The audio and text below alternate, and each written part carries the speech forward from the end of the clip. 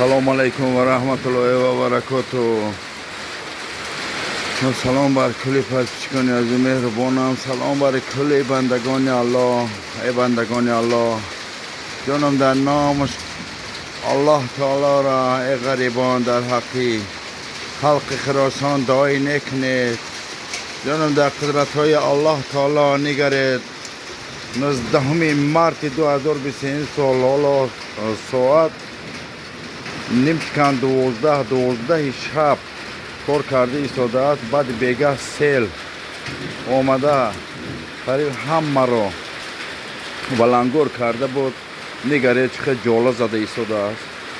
حال در حراس است. در حق خلق خراسان، در حق کلی شهروندان تویستان ای غریبان دعای نکنید. شکرانه الله تعالی میکنیم، شکرانه این خیر رئیسی غمخور میکنیم که تا حال در بری خاک در دهه ما کارمندان MTS، کارمندان جماعت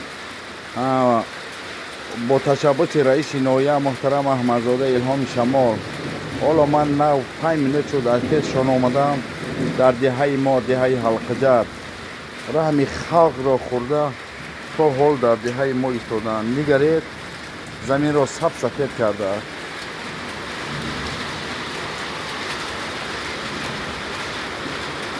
خداوند پروردگارم جانم در نام ای خداوند کلی بندگان را این آفت ها